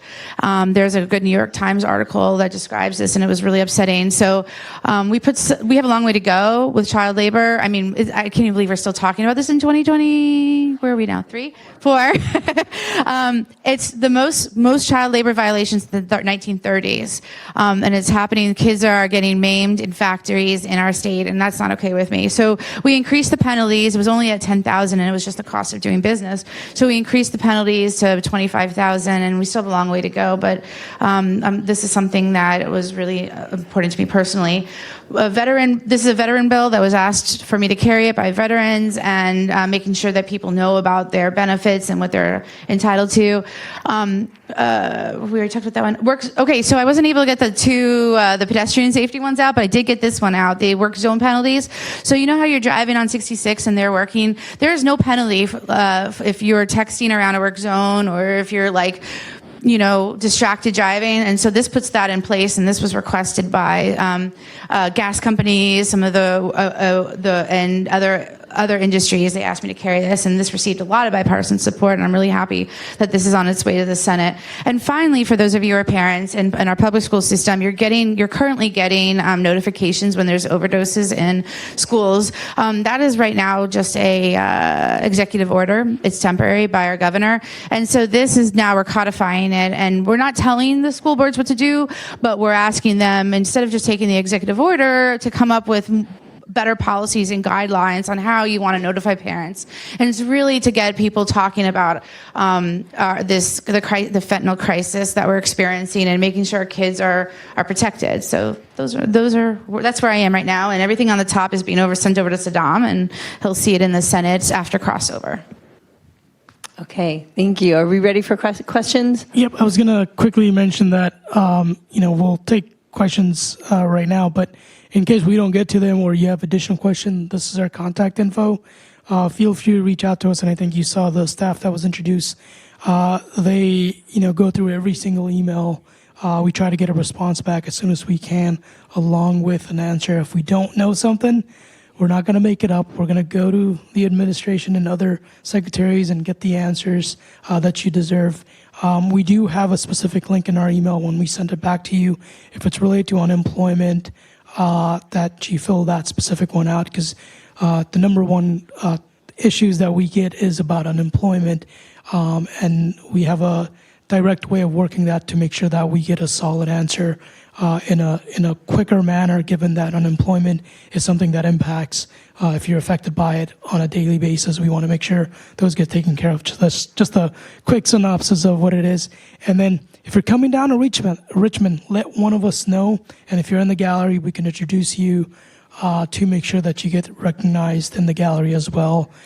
So that's just something we love doing that for not only our constituents, but also businesses and groups that want to come down. And I just want to make sure I mention that at every town hall that I'm at. If you're coming down, let us know. We'd love to see you in Richmond. Oh, can I just follow up with one quick thing, Saddam? We also have all the filing of the bills were due back in January, December, but we can put in memorial resolutions. We could put commending resolutions in at any time. It's one of our favorite things to do. So if you know someone in the community who's doing something really great, please be sure to let us know. An organization that's doing some really great work, let us know. If there's someone in the community who deserves, who did a lot of work, who passed away recently, that we can put a memorial resolution in, please let us know. We try to do our best. Like, I try to keep my eye out on like the town of Vienna news and whatnot to see what's going on and see if I can come up. But really, we can't be everywhere, and I know there's so many good things happening in the community. So please use those email addresses and let us know about who. And I see one on. That's what it looks like. If you see on the wall, it looks like the town of Vienna at some point got a resolution, and so that's pretty much what a resolution looks like from the Commonwealth. So let us know if you know of anybody who needs one. Thanks. Okay, thank you for that great presentation. Keep your hands up. I'm going to start back here, and I'm going to try and get to many people as possible. Thank you. Thank you, both of you. You did a wonderful job. And I don't know how you read 1,600 bills in 2 weeks. So that's kudos for you. I'm Dr. Jain, of course. The question I have is in regards to the monitoring of the speed cameras, repeat offenders. Now, right now it's a good deterrent. You pay $40 and you're done. But what about the repeat offenders who are more of a problem in the community? Do we monitor that? And because right now it's no penalty if you get 10 tickets or 5 tickets or just one. So is there a mechanism where we monitor repeat offenders so that after 2 or 3 or 4, it start affecting their driver's license? Just a thought. Yeah, I mean, right now we only have speed cameras in school zones, and I'm not really sure what the mechanism they use at this point, other than a fine. But that's a great suggestion. If I'm able to get the bills, I'm definitely planning on reintroducing them next year, and that's something that we can examine when we're writing that legislation. Thank you for bringing that up. Okay. Mine is actually very similar to that, except for I think I agree with you guys about how they know where the speed cameras are. I'm very much for really increasing the penalty because we've seen it work on Route 66. One time it's $100, then it goes to $300, and then $500. I mean, $40 is nothing. And I think that if we really take it seriously and we can, use Blake Lane as an example, then people will really start thinking it's not worth the money. And also, I think if it goes on to their record, their driving record, that is a legitimate way to do it. I know that Montgomery County, though, has really raised their penalty fees, and they're seeing some difference. Yeah, it seems that the General Assembly is not ready yet for the automated technology. So over the next year, I'm going to try to find different ways that don't include speed cameras to try to deter people, because you're right. We need to do something about this. I mean, the number of deaths has increased 2.5 times in the last couple of years from speeding. People are distracted when they're driving, and we can't keep ignoring it. To me, this is a crisis. It's up there with the number of gun deaths a year in our community. So I'm going to keep trying to think outside the box and try to get things changed without the use of technology. So thanks for those suggestions. Yeah, I was going to say thank you for that question as well. And I think, going forward, those are some of the concerns that, we're going to take into 2025 and work on. Right now, there is a separate bill regarding license plate readers, which I think if it gets through, it does have a lot of penalties that are staggered. The next version of that could be included as what you were talking about. So that's something I look forward to working with Delegate Seibold. Hi, my name is Jeff Grimm. I'm a new resident. I moved here this summer. I'm very excited to be in the Northern Virginia area. I was in Iowa for a year, and so it's nice to be in civilization. I'm a professor at George Mason University. We've actually had a conversation, Senator Salim. I noticed higher education was not up here, but it's important not only for funding, but as we've seen in the K through 12 system, and I appreciate the Democrats introducing policy that's not just about funding, but also funding is helpful. I would be interested to know what you're thinking about for higher education policy moving forward, as well as protecting institutions to continue to have freedom of speech and academic freedom amongst the board members that are now being appointed by the governor. I can briefly answer that. I know we took one of the board members off that list, specifically at George Mason University, due to some concerns that are brought up by students and faculty and other groups as well. Given the protection of freedom of speech and a lot of that, I had a few higher ed bill that essentially, I was so passionate about it, and this was a disability student streamlining their forms if they need disability services from universities. Right now, if you go to Virginia Tech, to George Mason, to James Madison, to Roanoke College, the form of how you get your disability services is different at every university. That's a burden of the cost of that lies on the student and the families that want to get those services. And it is a big battle on higher ed, not just funding-wise, but also changing a system that really has not had significant changes. So we're going to continue to work on that. I know, every board of visitor nominee that came through, we looked at it extensively, and I sit on privilege and elections, and we get a lot of those nominees coming through that. We had extensive conversations with some of those as well, and at the end of it, it is the General Assembly's discretion based on feedback from folks like you to make those decisions. And universities, when it came to Northern Virginia community colleges and our community college systems, they do a lot of things that are great, and we want to take that and implement it in other universities and higher ed, along with the fact that when I went to George Mason, it was affordable. Now it's not. And that's just the reality of it. We haven't kept up with inflation. We haven't found new revenue streams for the Commonwealth. At the end of it, it is difficult. We have to pay for a lot of things, but we can't put the burden on the citizens of the Commonwealth or just businesses and small businesses. We have to get creative and find ways that we can do this. So that's where, when the next couple of years, I'm going to be working with not only Delegate Seibold but other patrons on both chambers to work on higher ed, to talk to. We have Senator Hashmi, who's the chair of higher ed, who used to be a professor.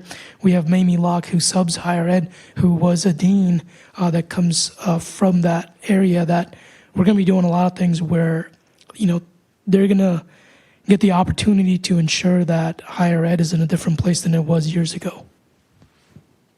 Yeah, I appreciate you all being here. Thank you. I appreciate also the good work you do. I know it's not easy to come here and think about and hear about all the things you should be doing, but I appreciate your tree canopy bills. I appreciate your gun violence bills.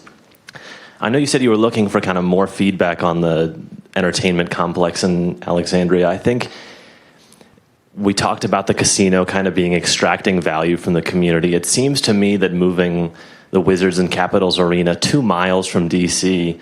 into Virginia is not worth $2 billion in Virginia tax credits. Those would be paid for by the taxpayer. I know this is a big legacy issue for the governor. There's a lot of political pressure to get this done. I understand there are maybe concessions we could get in increased funding for rural broadband, for metro and transit in the state. But when we think about kind of the cost to this, I understand there's not upfront money that we're putting up to make sure that that gets funded. But 40 years from now, we will still be paying the decisions we make in the next 2 years. And I don't think the income taxes of people who work for that arena should go directly to the billionaire owner of those teams. You all do good work, but I very strongly feel that we shouldn't be paying so much to move two teams who are at best mediocre right now across a single river. I go to Wizards games, I take the Metro, I'm deeply involved in the kind of daily minutia of what these downstream policy effects will be, but I strongly don't think that this is something the state of Virginia and its taxpayers should be paying for.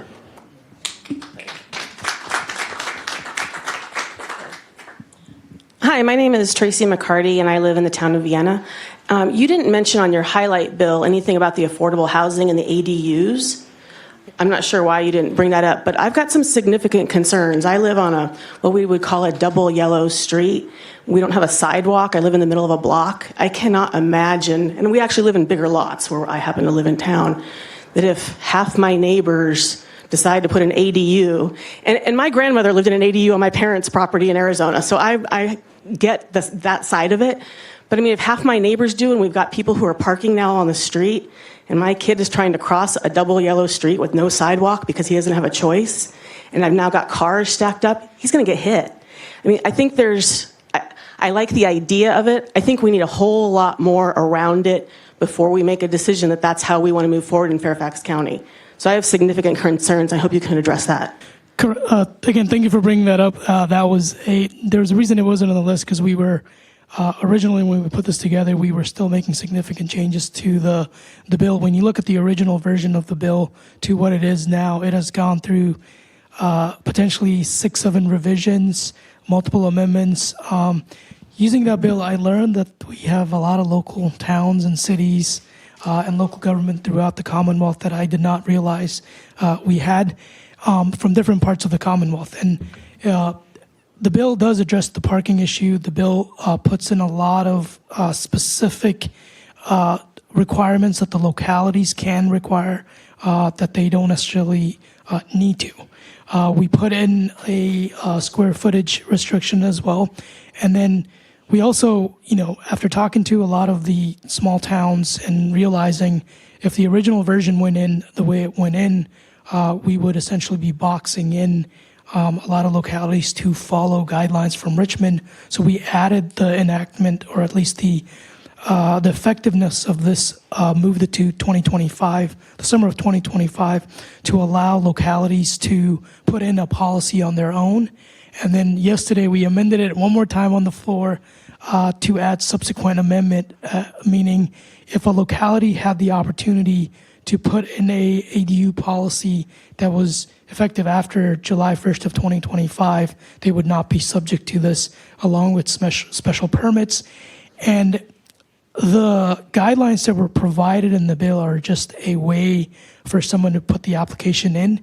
However, when they go to localities and they go to the permit office and it is deemed that the permit, whether it's sewage line or anything else, would not be compatible or would not meet compliance, that permit would not be issued.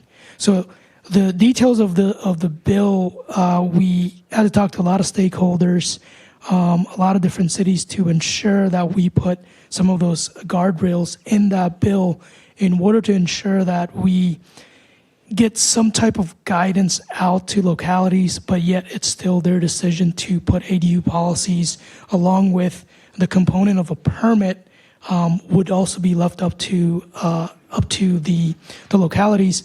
If, again, you applied to get an ADU permit and then you put in your plans, you put in the details of what's going to happen, and based on what the permit said to what was assessed is not compliant, that permit would be removed. So again, those are some of the guardrails we put in to allow localities to talk about ADU policies. And again, the bill does put in provisions where if localities want to put in their own ADU policies or a special permit designation on some of these things, they would not be subject to this.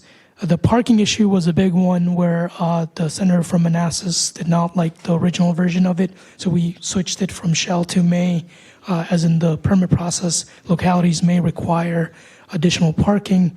If you were to build on a driveway where it took away a spot, it's up to the locality's discretion to say they have to provide that spot on the property somewhere else. It cannot be on the street. So again, the original version to what it is now gave it back to localities to ensure that they have more discretion.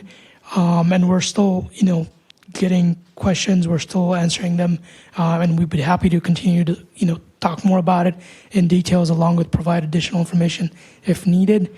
And the vote count yesterday was a tough one where we had to ensure that to get to 22, the significant changes took place before that happened.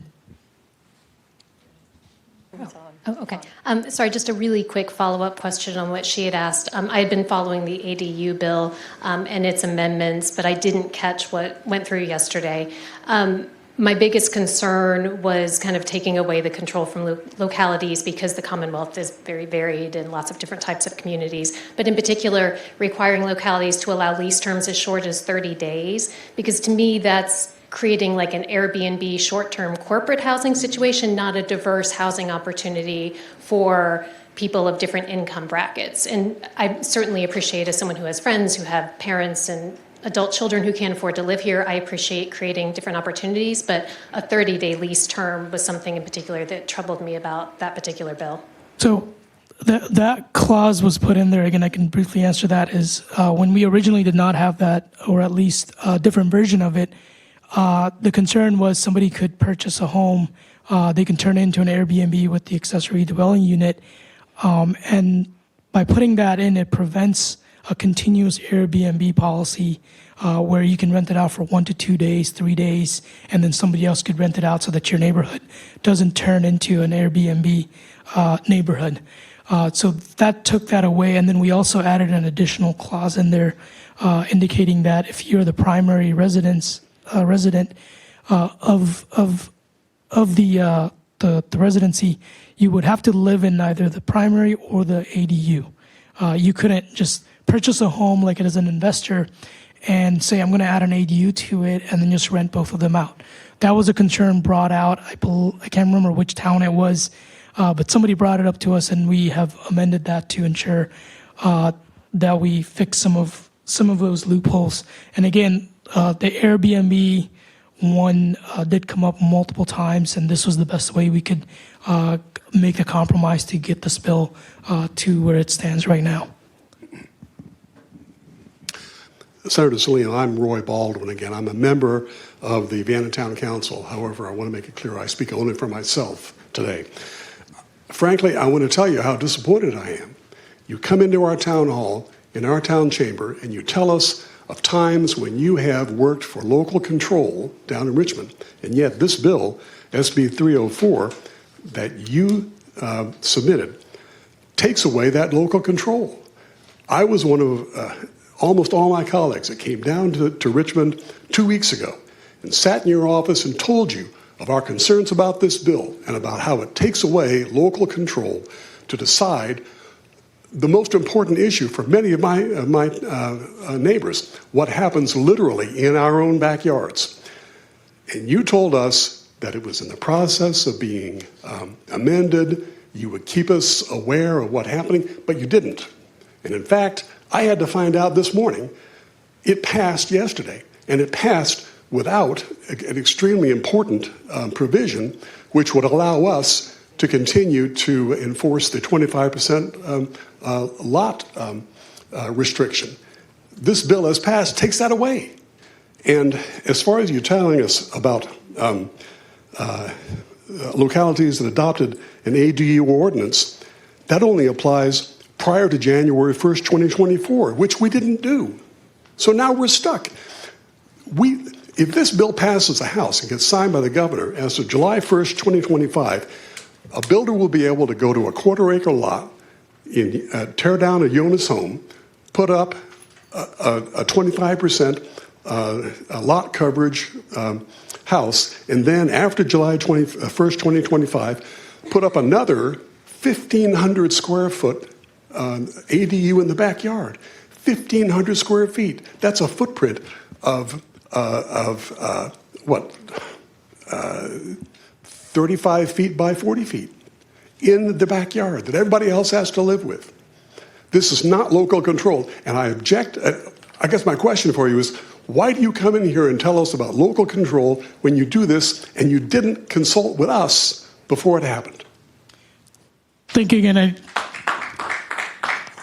I do appreciate your concern. We did share the versions with some of the members on council.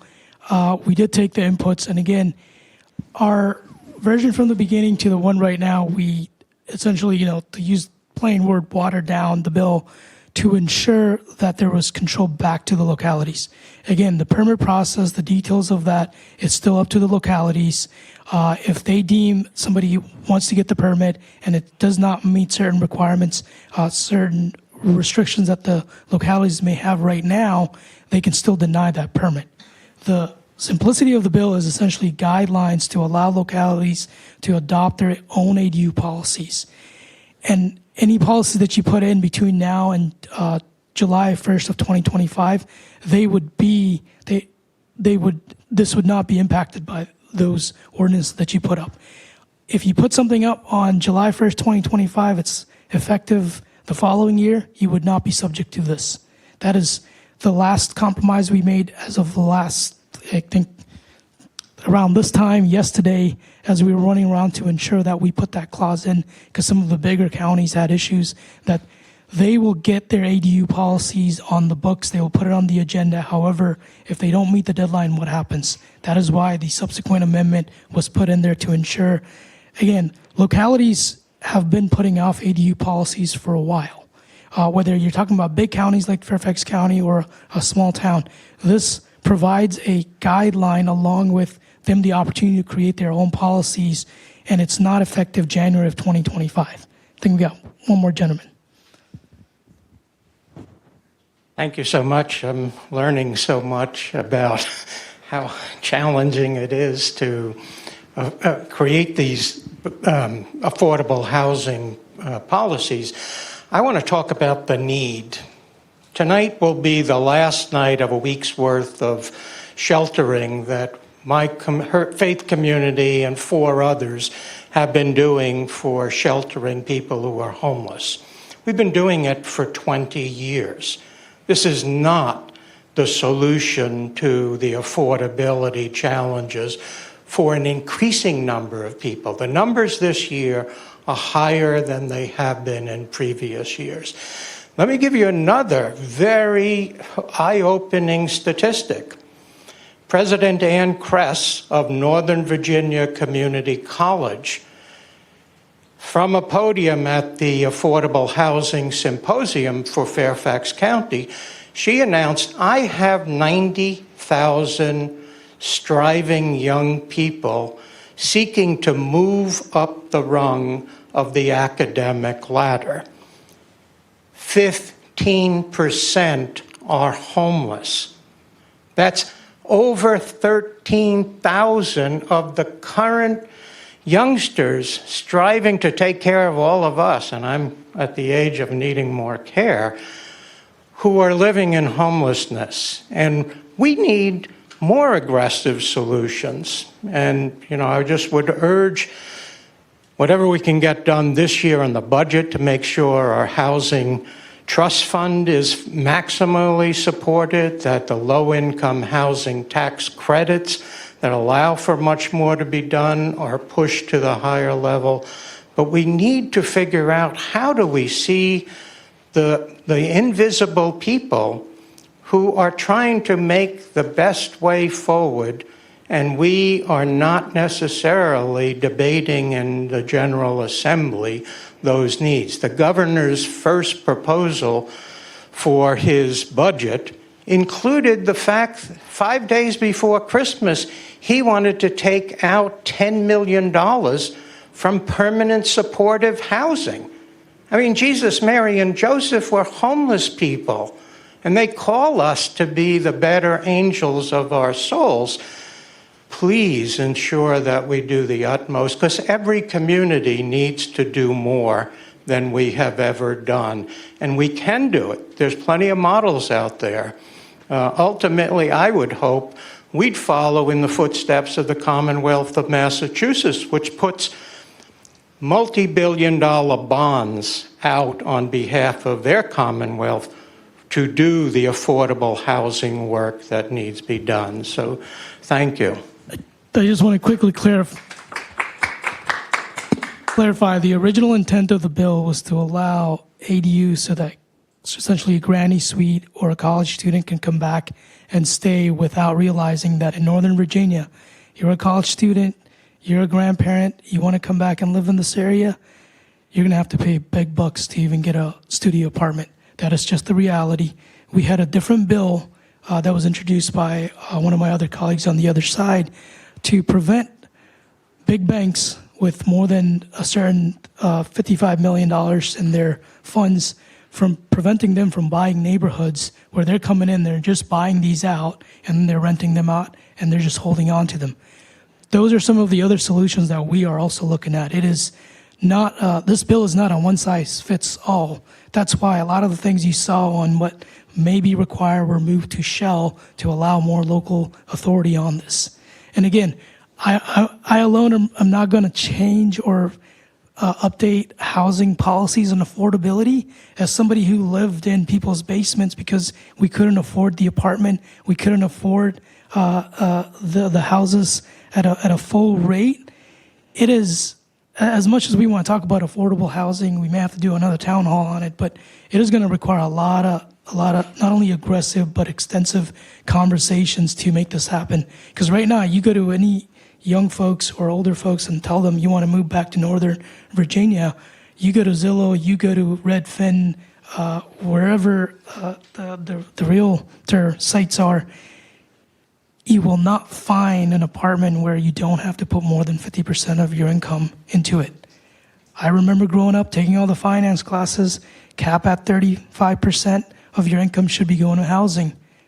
Unless we have a different conversation about that, we need to relook at this. And again, the bill, whether it passes the House or not, it has gotten localities to start the conversation on ADUs that they never had before. So there was some positivity that came out of this bill. Again, the intent was for granny suites, in-law suites, and to allow your students to come back home and realize they need a larger space. Thank you for all your work on gun safety and criminal justice reform. I really appreciate that.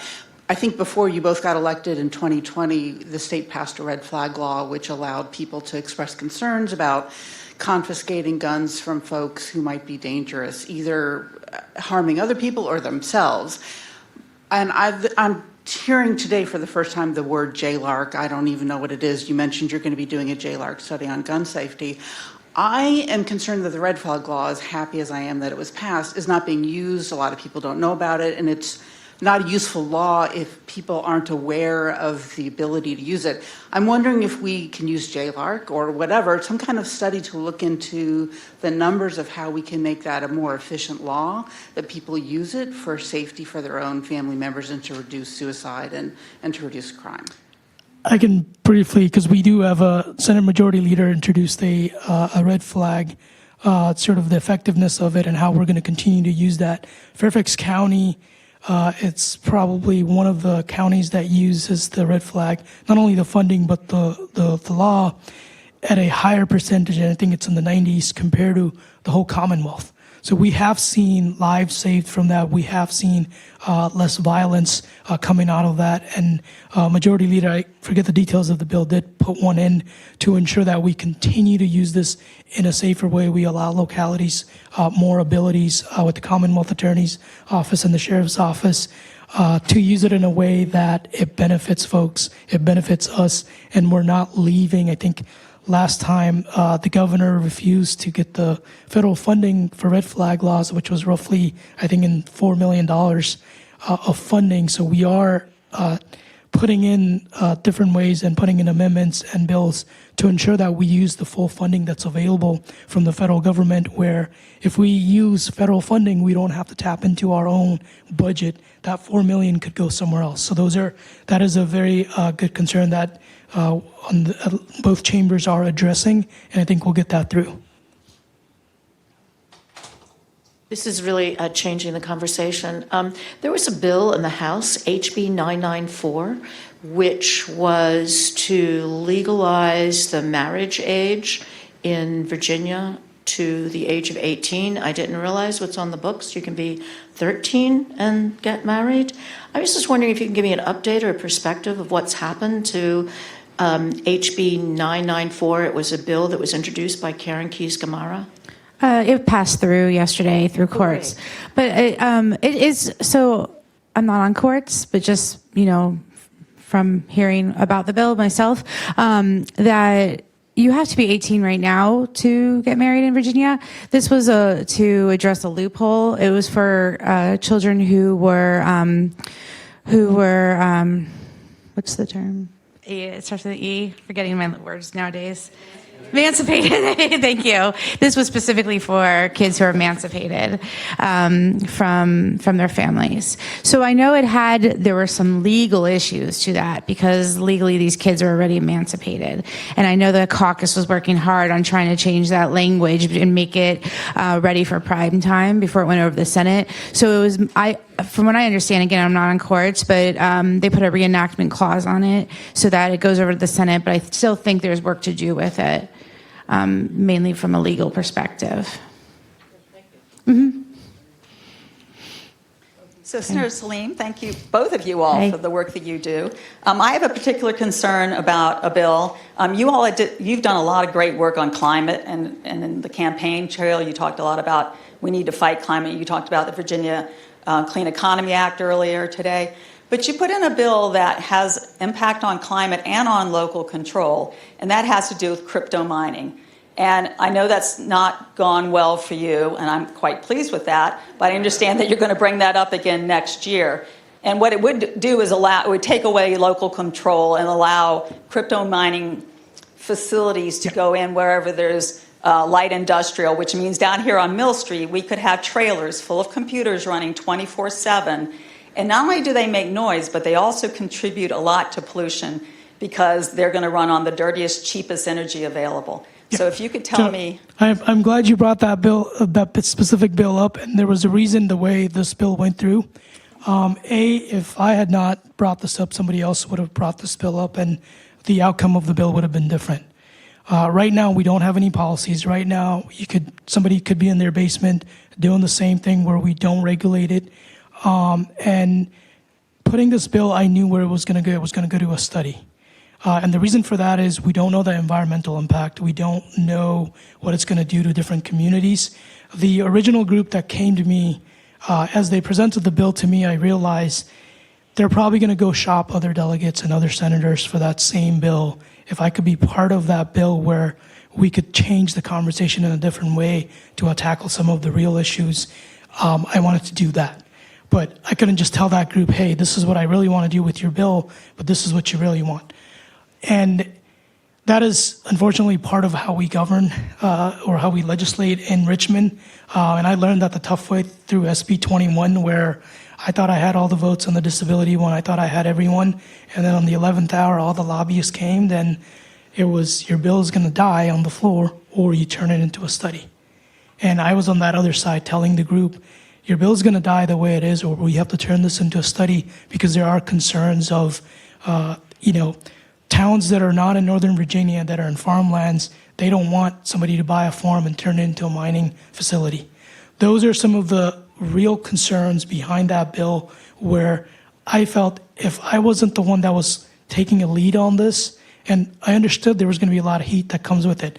And again, that is part of the job now, and I understand it very well that it's going to be uncomfortable, but we had to go through that series of events to get it to a study in order to ensure that the Commonwealth gets better environmental policies out of this, they get the better tax policies out of this, and the fact that they not only have control but allow localities to figure out what some of their policies and how that's going to impact if Richmond does anything. So a lot of the noise policies that are set at the local level, Richmond isn't aware of that. So the JLARC study is going to showcase those specific things to show us that this is not something we should be handling. This is something localities should be doing.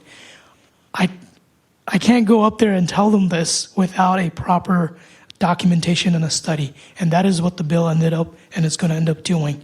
I did put in a separate one for the blockchain commission bill, which had the word cryptocurrency in it. And again, the blockchain technology is different than the medium of exchange, which is the crypto part. But the blockchain technology is right now used in our banking system, healthcare, and our logistic and the farming industry, where they can pinpoint down to a specific batch of cabbage that went bad. We don't have any policies regulating that. That is the intent of the commission, is to allow to not only study environmental impacts, but also study the use of that technology and how does that relate to the betterment of the Commonwealth, not only from a logistic point of view, but also from the tax point of view. And again, the reason I wanted to do this right now is because our General Assembly is going to start to talk about tax policies and how we have to change those, because we, and I'm being frank with you, don't have additional new source of revenue as we chip things away. We have a housing issue, we have public education issue, we have metro funding where it seems to be only the Northern Virginia delegation that cares about it, but yet it is an economic force that funds the whole state. So I really appreciated the commission. I thought that was a great idea. But I understand from other folks that you plan to bring the crypto mining back next year and pass it. So this is what I plan to do, is use the study that it comes out and to see what policies that we would be implementing. The study would go to the commission that would tell us if the Commonwealth needs to do additional studies or needs to put in place additional policies. I don't see bringing the same version of the bill that it was next session. The only thing I do plan on doing is taking that study, looking at where we can make better policies, and then that's the one I plan on bringing forward. Okay, and it's getting to be 11. Will you allow one more question? Okay. Thank you. So addressing gun safety legislation, many good bills have been proposed, and I really appreciate that. Can you give us a sense, hoping they make it to the governor's desk, how many you think he is willing to sign? I can answer that one too, as I had roughly 7 from banning assault weapons that Senator Deeds and I worked on. We updated the definition of what assault weapons are to ensure that there's compliant with other state. In every gun bill where we put restrictions, we put in the specific clause that other conservative states have used, is that it does not impact or law enforcement are excluded. United States Service Armed Forces, those folks are excluded. And if you're setting out to be a law enforcement officer or a cadet, you're excluded from those. And the reason I say this is because Florida and other conservative states have passed the 18 to 21 law by using those specific clause so that it's no longer unconstitutional. We got the waiting period that's going to go through the safe storage. If you have a gun in your car, it has to be in a safe, locked place so that it's not just left on the side of the seat or underneath the seat. I do feel those are the ones that are going to go through. The governor's desk. If the 18 to 21 or the assault weapons ban does go to the governor's desk, unfortunately, he will veto it, and he has not indicated to us otherwise. We have had the continuous discussion with them. Anytime I get an opportunity with the governor, I bring up gun violence prevention, I bring up public education. We, as both chambers, have stayed that we're going to stick with the same talking points. We're not going to move the needle.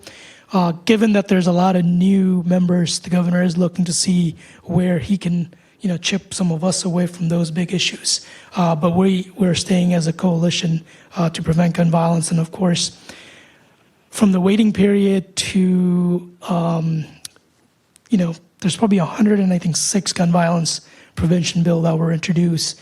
including the boyfriend loophole, including the fact that you couldn't purchase certain type of rifles versus ghost guns, the automatic Sears. We put essentially everything in our ability this session. Whether the governor signs it or not is a different story, but he'll be put on the record as somebody who was against what, more than 70% of the folks in the Commonwealth wants. And again, I realize not only in the campaign to now, how difficult it is to take away someone's gun. The Second Amendment, along with the conversations that we have had with our colleagues on the other side, have been heated. And I think you all will see that in the next couple of days, we're going to get more gun violence prevention bills on the floor. They'll be on second read, and then they'll go on third read 20 minutes later, because we have to get them in before the 13th. I did have my no concealed carry in restaurants. Surprisingly, that was the #1 bill that people were upset about. They still want to go on dates with their guns just to make sure that it's concealed. I didn't see a need for it, but at the same time, I used the story of a restaurant in my district where somebody that did leave the gun in the bathroom and a kid found it, thankfully told his mom, who told the store restaurant owner, but that could have gone a different way if it was somebody else who took that gun and used it in a crime somewhere else. We're using their counter points against them on that case. Again, that's another one. It was heated. I don't anticipate the governor will sign it, but we are taking extreme measures in gun violence prevention, because at the end of the day, whether it's in our schools, whether it's at universities, you as a parent or a grandparent should not be able to get a notification from CNN, Fox, or CNBC indicating that there was a shooting somewhere where you had a loved one that was impacted by this. With the way technology is going, we find out things that happen instantly without any restrictions on that, but it is our job as legislatures to ensure that we put those in place to prevent gun violence, to ensure that you can feel safe when you're going to a public area where somebody's not carrying an assault weapon and walking around with it. There shouldn't be intimidations with guns at polling places either. So again, over 106 gun violence prevention bills. It is going to go to crossover right this week, and we'll see where the fate of those bills lie. I'm hoping 50% of those make to the governor's desk, but we will see how that happens. Okay, well, I want to be respectful of your time. Thank you so much for being here. I think we need to applaud them. Thanks for having us. Thank you again, and we will stick around for a little bit. I know I got another town hall in an hour and a half to answer any questions that you have. Okay, thank you everybody for coming.